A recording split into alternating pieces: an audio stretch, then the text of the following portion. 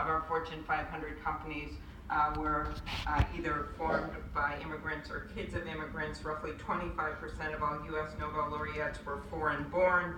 And just to understand, in a state like mine where we have entry-level workers in dairies are immigrants, major doctors at the Mayo Clinic, police officers who are Somali, if you see that economic benefit of immigrants in our society? Well, immigration has been a high priority for the United States. We've been the leading country in the world in accepting immigration. I don't think American people want to end immigration. I do think that if you bring in a larger flow of labor than we have jobs for, it does impact adversely the wage prospects and the job prospects of American citizens. I think as a nation we should evaluate immigration on whether or not it serves and advances the national interest, not the corporate interest. It has to be the people's interest first, and I do think too often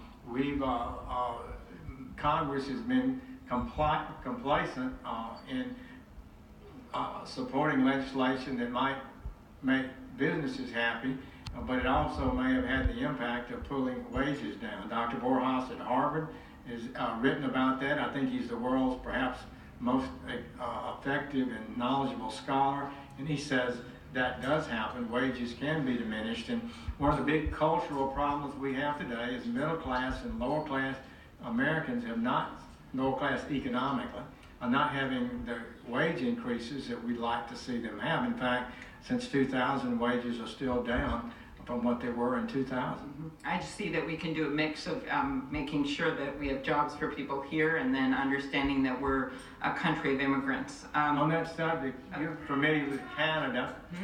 Okay. And we are the people of America. You are not to be gone against prohibited legislation that will keep black families together. You are supported by hate groups that are helping President Bush raise legislation. You are not the Attorney General. Mr. Chairman, if I could just have another 30 seconds here. I had one last question. Maybe 45 seconds, Mr. Chair. I would just say that you come up close to the Canadian system. I think may be some of those policies ought to be considered by the United States.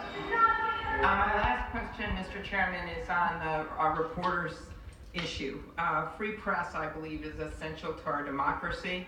And I've always fought to ensure that those rights aren't compromised. My dad was a reporter, a newspaper reporter for years, and I'm especially sensitive to the role of the press as a watchdog. You've raised concerns in the past about protecting journalists from revealing their